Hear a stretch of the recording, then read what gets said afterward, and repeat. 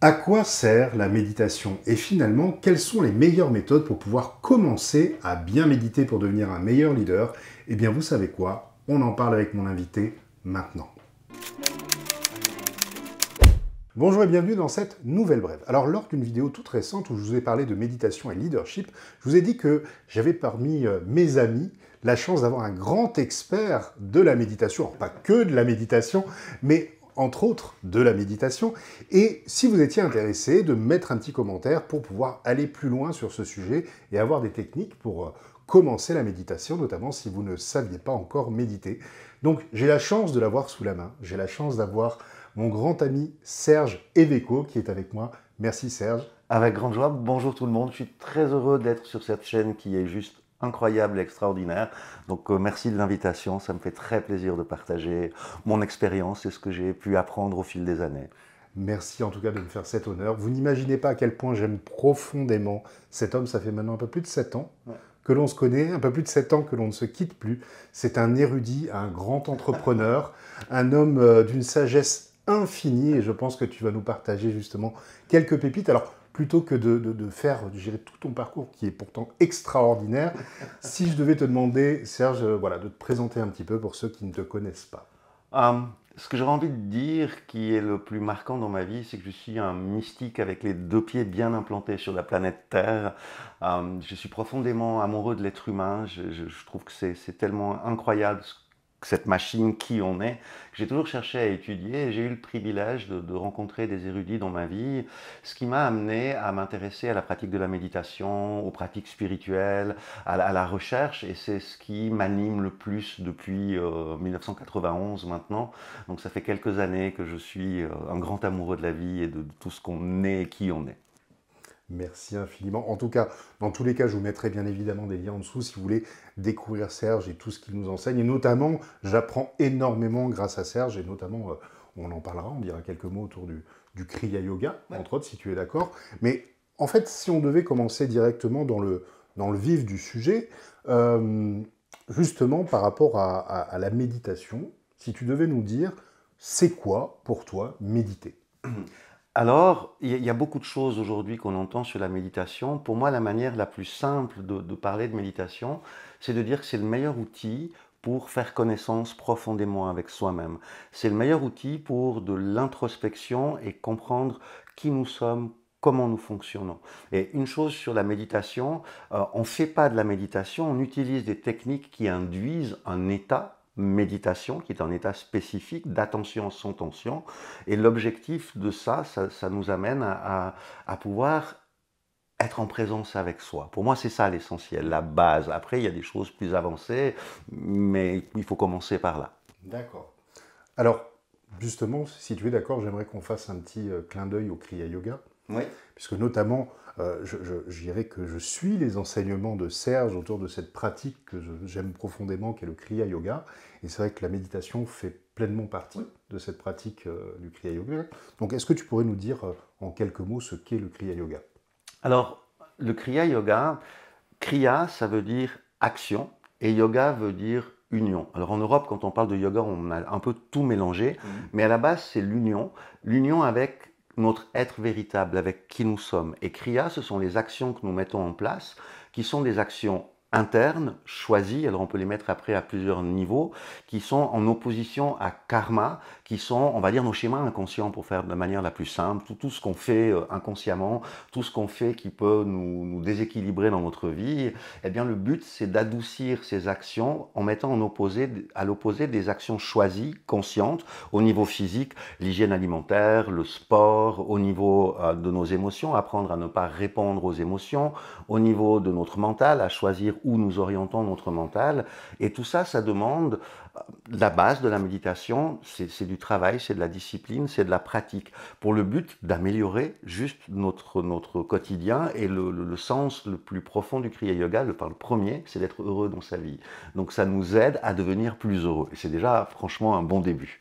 Donc en fait, si je devais résumer, prendre quelques mots-clés que j'ai entendus par-ci par-là dans ce que tu viens de dire, c'est finalement des méthodes qui nous permettent, de mettre en place certaines disciplines de manière à pouvoir être plus épanoui, plus heureux dans sa vie. Oui. Plutôt pas mal, hein. C'est plutôt pas mal. Et notamment la méditation, je dirais, au cœur de pas mal de ces pratiques enseignées au sein du Kriya Yoga. C'est pour ça que je vous disais que Serge est un expert. Je ne sais pas si je suis un expert, mais on va dire que ça fait quelques années que je pratique, que j'enseigne aussi. Et la chose que je peux témoigner, c'est ce que ça a apporté dans ma vie en termes d'équilibre, en termes de bien-être. J'étais quelqu'un de plus, comment je pourrais dire ça, angulaire, caractériel, etc. Donc, et puis tout ça, ça s'est beaucoup calmé. Il y a une paix qui s'est installée, il y a une présence. Et hors de toute idée de religiosité, de spiritualité, juste avec moi-même. Le reste est une autre affaire qui prendrait plusieurs vidéos, je pense. Complètement, complètement. Alors, tu nous as dit un peu ce qu'était méditer. Une question toute bête, parce qu'on peut se la poser. C'est vrai que la méditation amène à des états modifiés de conscience. Oui. C'est quoi la différence avec l'hypnose ou même l'auto-hypnose? Alors, pour moi, l'hypnose, quand on utilise l'hypnose ou l'auto-hypnose, on essaye d'induire quelque chose pour amener un changement, pour amener, peu importe ce qu'on travaille. La méditation, c'est un état naturel de notre conscience qui est vraiment un état de présence sans aucun effort. Alors au début, ça demande un effort, bien évidemment, clairement, ça demande du travail, mais après, il y a quelque chose qui... Alors il y a plusieurs aspects. Le premier, c'est d'être dans un état de présence sans aucune tension. Le deuxième, on peut méditer, par exemple, si on est dans U-Manager, vous avez un problème de management, vous devez trouver une solution, eh bien plutôt que d'utiliser votre cortex préfrontal et de chercher 12 000 solutions, on prend du recul, on inspire, on se pose dans un état méditatif avec juste le problème qu'on a à traiter et on laisse la partie intuitive, la partie plus subtile, on fait confiance à ce qu'on a étudié, nos connaissances passées qui vont revenir et tout d'un coup quelque chose va apparaître. Alors il n'y a pas la baguette magique, je médite, j'ai la bonne réponse. Ça marche absolument pas. Non. Mais par contre, quand on a l'habitude de le faire, on va méditer 3-4 fois sur le sujet managérial qui nous occupe, puis quelque chose va venir. Et en fait, on va aller chercher quelque chose de plus subtil à l'intérieur de nous. Ça s'appelle méditer sur un problème. On peut aussi méditer sur un objet de beauté pour avoir une sensation, pour avoir de la joie profonde. On l'a tous vécu quand on voit un paysage à couper le souffle pendant quelques secondes. Il n'y a personne qui observe le paysage. On fait juste « Waouh !»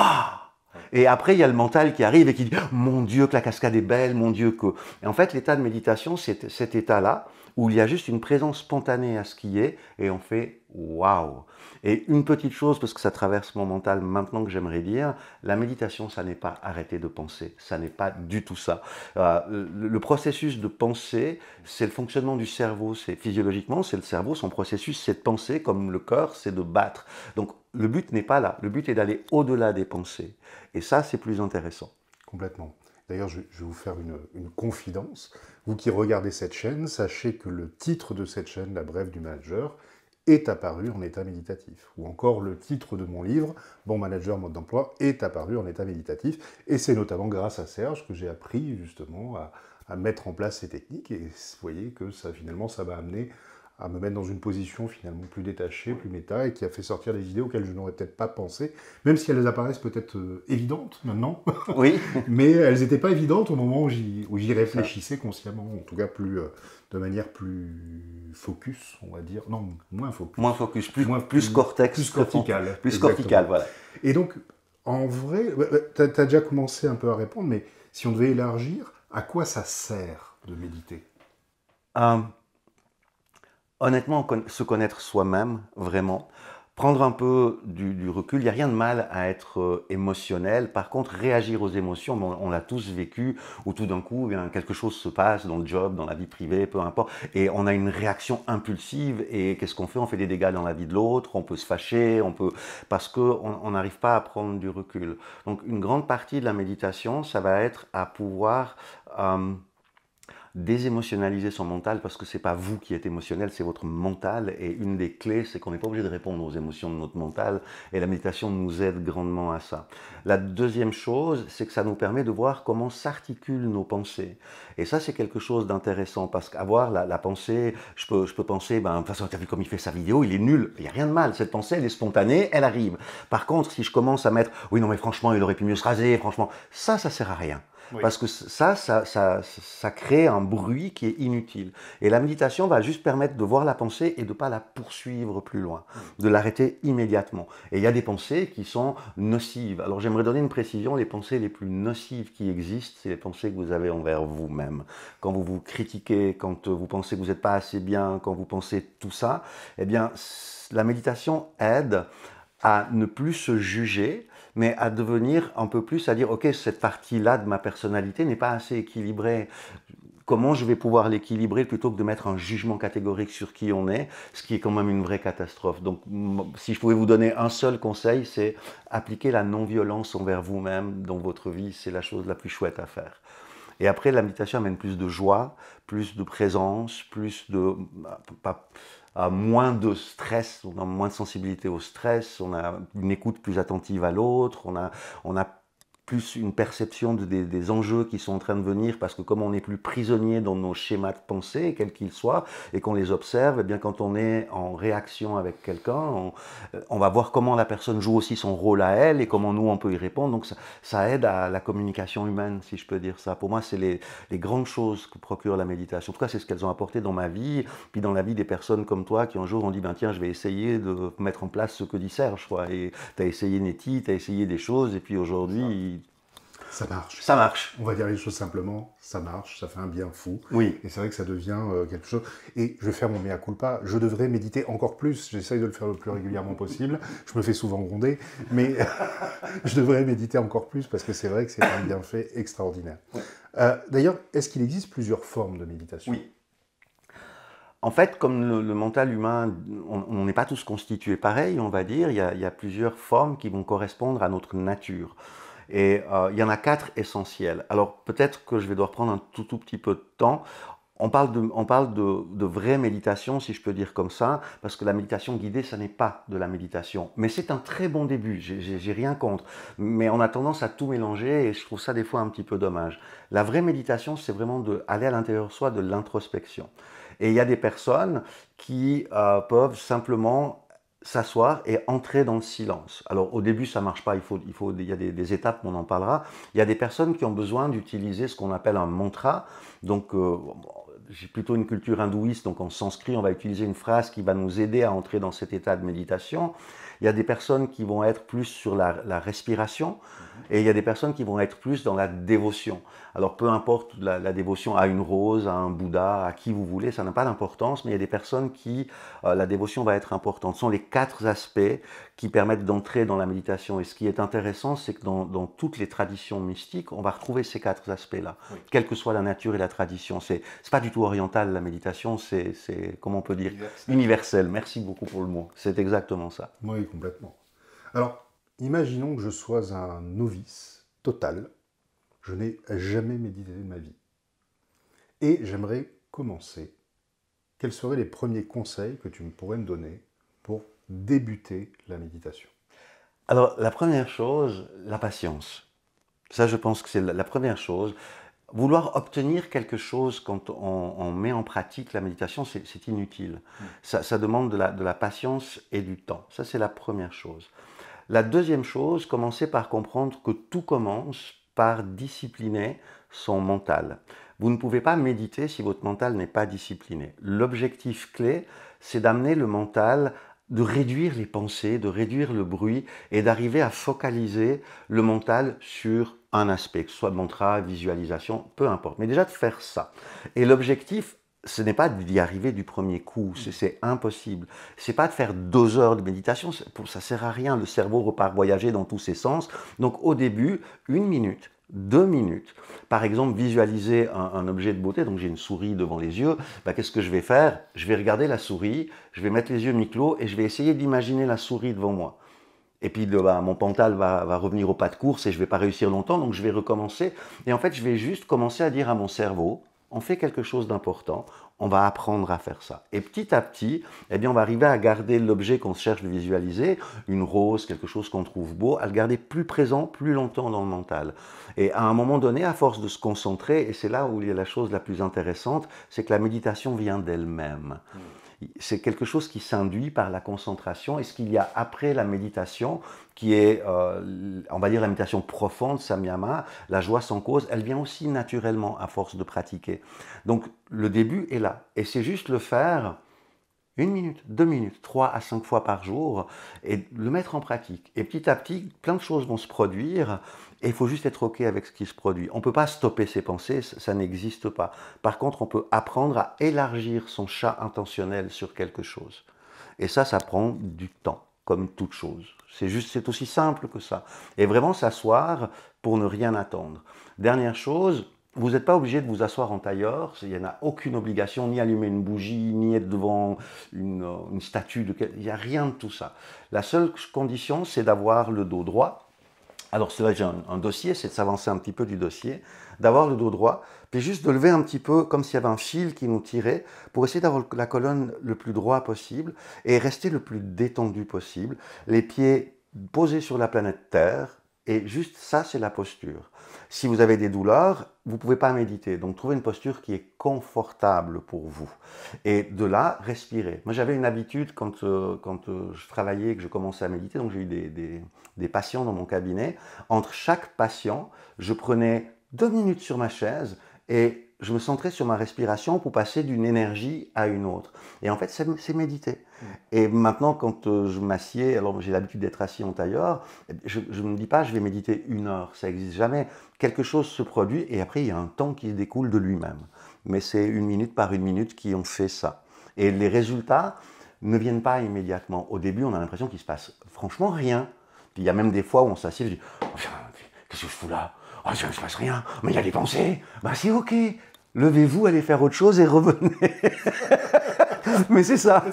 Et c'est OK. Et puis tout d'un coup, quelque chose arrive doucement et quelque chose se transforme dans notre perception, dans notre personnalité, donc qui nous sommes. Et ça, c'est la magie, qui est vraiment. Ça a changé ma vie. Ça, je ne peux pas dire autrement. C'est vraiment incroyable. Ouais.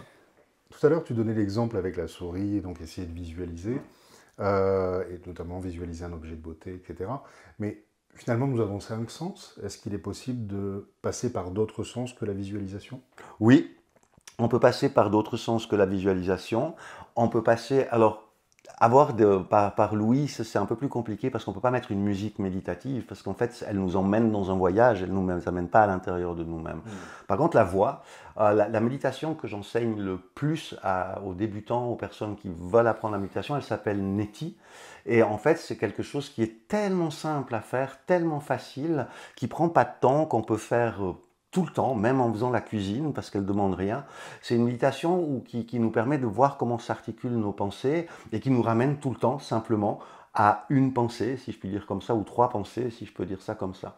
Et en fait, elle consiste à vous vous asseyez, vous mettez le dos droit, détendu, décontracté, et puis vous observez vos pensées, et quand une pensée vient, vous dites neti, neti, neti. Une autre pensée vient, neti, neti, neti. Puis à un moment donné, il y a une pensée qui vient, mais elle va être beaucoup plus longue. Vous revenez simplement quand vous y pensez, neti, neti, neti.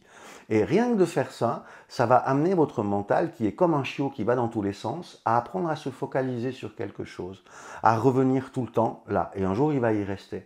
Et ça, c'est la pratique la plus simple, parce qu'elle peut être en 1 minute, entre 2 dossiers, dans l'ascenseur quand vous descendez. Vous n'avez pas besoin de le dire à haute voix, vous pouvez le dire dans votre tête. Au début, c'est bien de le faire à haute voix, ça aide, mais ce n'est pas obligatoire. Et en fait, ça va vous amener rapidement des progrès. Et c'est quelque chose que je vous encourage, non pas à nous croire sur parole, mais juste à le faire en disant, OK, pour les 3 prochains mois, et vous utilisez votre smartphone pour mettre une alarme 4 fois par jour, 2 minutes, neti. Ça fait 8 minutes par jour où vous faites que neti, neti, neti. Et vous pourrez venir mettre des commentaires sous la vidéo, vous verrez que ça va amener beaucoup de choses. Mais choisissez de le faire pendant peut-être 2 mois, 3 mois, et vous verrez ce que ça apporte. C'est magique, vraiment. Moi, je vous y encourage réellement. C'est de la magie pure. D'ailleurs, est-ce que tu peux nous dire ce que ça veut dire, neti?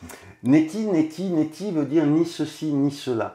Je ne suis pas la pensée qui pense que je ne suis pas la pensée qui pense. Dit différemment.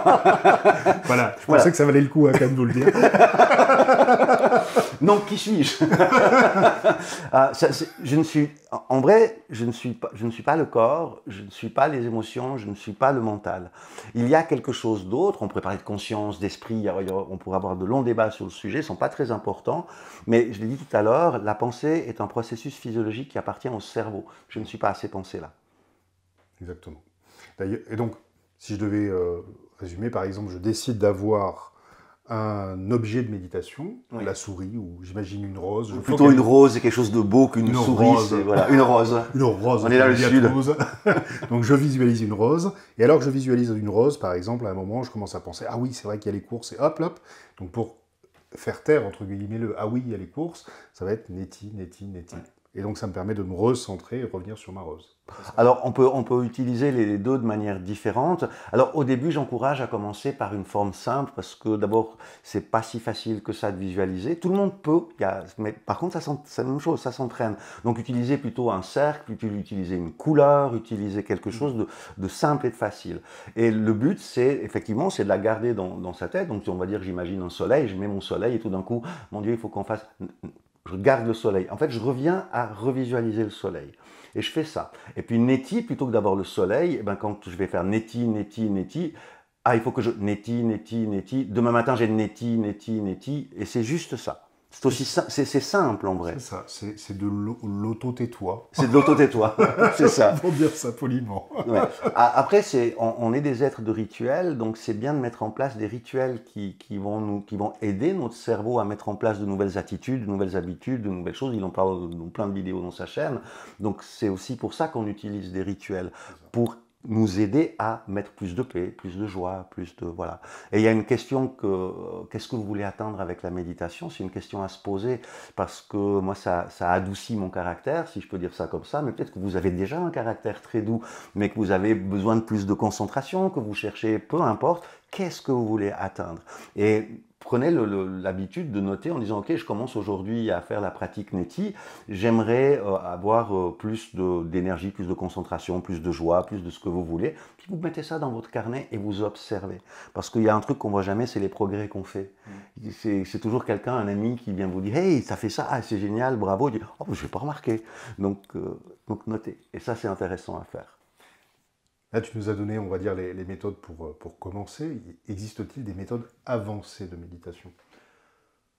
Oui, il y a des méthodes avancées de méditation qui vont aller plus avec des objectifs mystiques. Je ne vais pas parler de spirituel, c'est très compliqué la spiritualité de nos jours, mais avec des objectifs mystiques où on va travailler sur les énergies qu'il y a à l'intérieur du corps, dans la colonne vertébrale. On va utiliser des respirations particulières pour induire ce qu'on appelle des états de samadhi.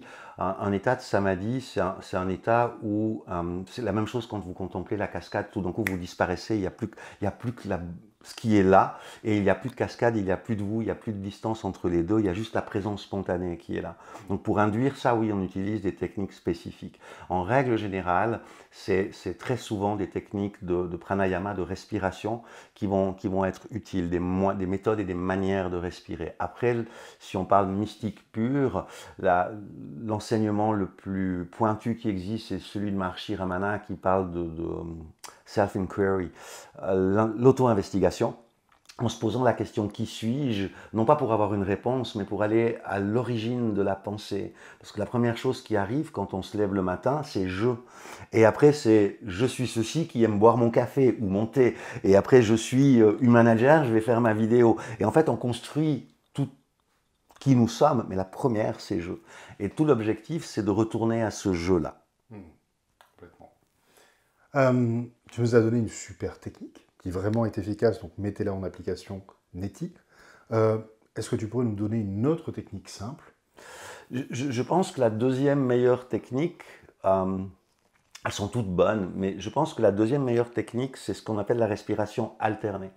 Pour faire simple, on a un côté lunaire et un côté solaire, dit autrement un côté émotionnel et un côté rationnel, et ils sont souvent en déséquilibre. Ça ne veut pas dire que ce n'est pas bien d'être trop rationnel, mais je pense qu'être équilibré est bien, ou être trop émotionnel. Voilà. Équilibré, c'est bien. Et en fait, la respiration alternée, alors il y a plein d'exemples sur YouTube qui existent, mais on va simplement faire ça. Alors, pardonnez-moi, je regarde là où j'ai l'écran, comme ça. hein. Voilà, comme ça. Pardon mon Clément. Je t'en prie, Hein. on laisse la place. C'est ça.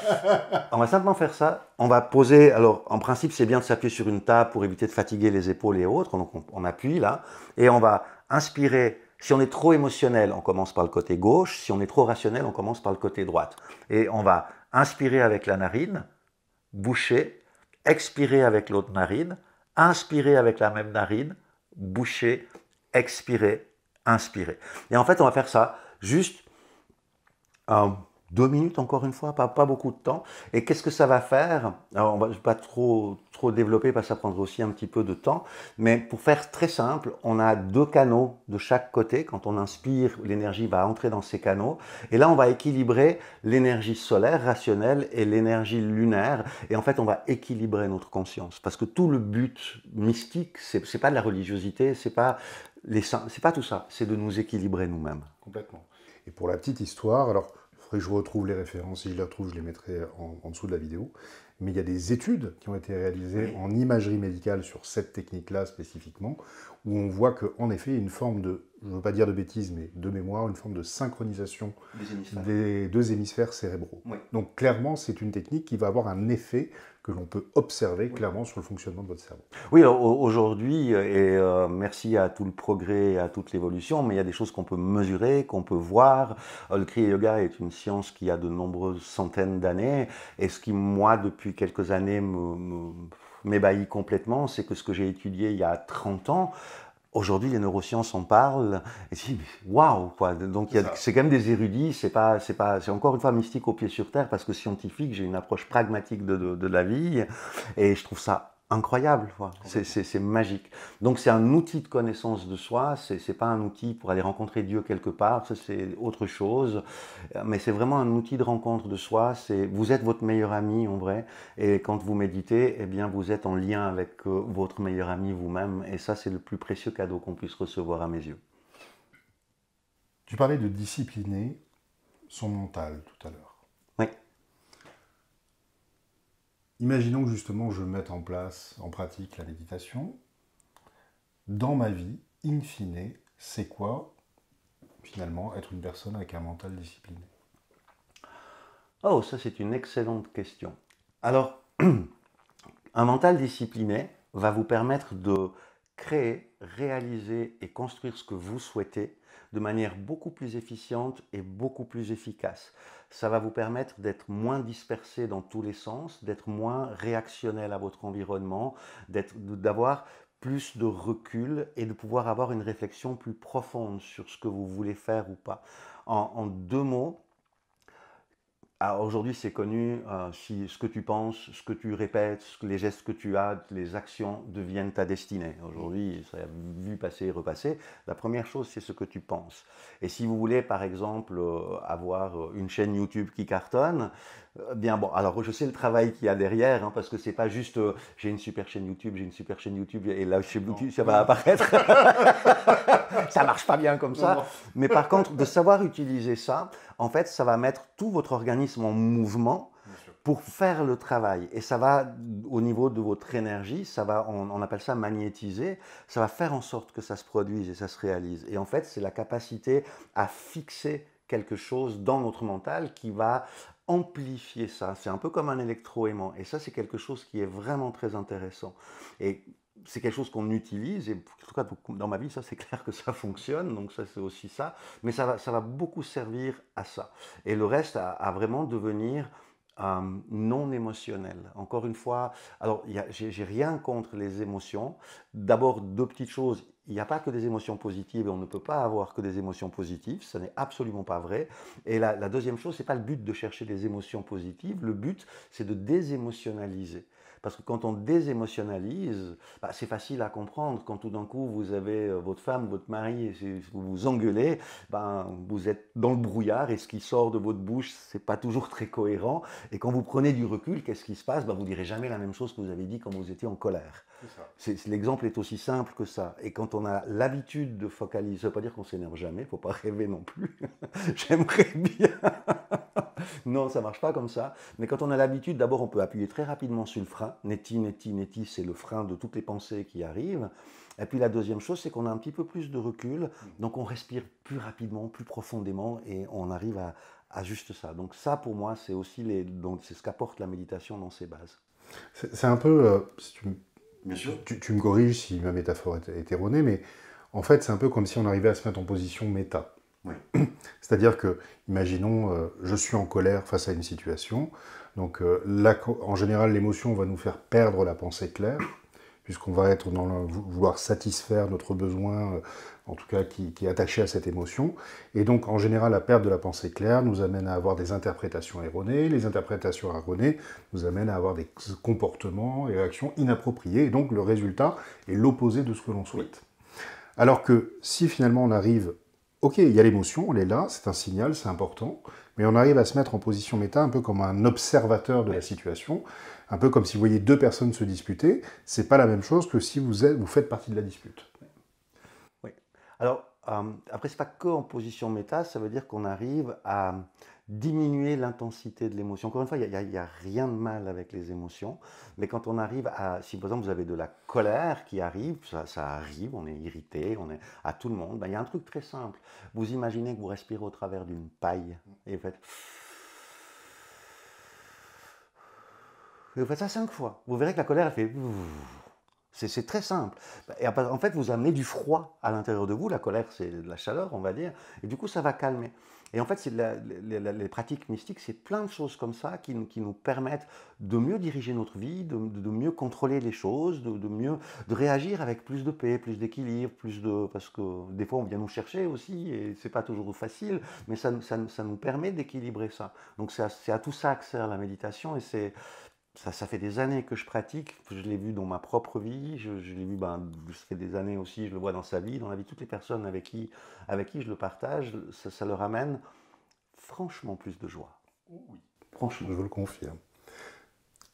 Alors justement, les personnes qui nous écoutent, imaginons qu'elles veuillent débuter la méditation, est-ce que tu serais d'accord de leur apporter un support, quelque chose pour pouvoir les aider, les accompagner à bien débuter? Oui, on mettra en document téléchargeable, on mettra... Vous voyez comment je vous négocie à chaud un cadeau. C'est ça, avec joie. J'ai une lignée mystique, et ça c'est autre chose, mais par contre, dans ma lignée mystique, quelqu'un de très très connu qui s'appelle Yoganandaji, et il a dit un jour, si toutes les personnes, il a créé des écoles pour les enfants en Inde, pour qu'ils puissent aussi avoir accès à de la méditation, à des choses comme ça. Je pense clairement que si tout le monde mettait en pratique de la méditation, le monde irait franchement beaucoup mieux. Alors il y a plein d'extraordinaires personnes dans ce monde, on a tous nos déséquilibres et nos travers, et plus on va pratiquer la méditation, eh bien plus on va pouvoir dealer avec ça sans heurter les autres, en heurtant moins. Voilà, on reste des êtres humains, et à un moment donné, il faut juste être correct avec les choses. On est qui on est, c'est bien parfait. Et en fait, si on peut porter la méditation un petit peu plus loin, je pense que c'est rendre un grand service à la vie. Donc oui, c'est un plaisir de poser quelque chose en dessous de la vidéo pour que ceux qui veulent, ceux qui le souhaitent, eh bien, ils puissent le lire, se rappeler la technique, déjà connaître, regarder des choses. Donc oui, avec grande, grande, grande joie. Merci beaucoup, mon cher Serge. Donc on vous met le lien en dessous, comme ça vous aurez un support pour pouvoir débuter, notamment avec les deux techniques que tu nous as données. Et après, libre à toi de mettre d'autres choses si tu le souhaites. Mais en tout cas, on vous met le lien juste en dessous. Merci. Avec une profonde joie. Merci à toi de m'avoir invité. Merci. Je suis ravi. Et donc, j'espère que vous aurez apprécié vraiment ces pépites. Ça peut paraître simple, dit comme ça. Ça peut paraître évident, dit comme ça. Mais tu as dit un mot qui est fondamental, mais vraiment fondamental. Est-ce que ce serait patience? Discipline. Discipline. Ah oui, patience et discipline. Comme quoi, il y en a deux mots fondamentaux.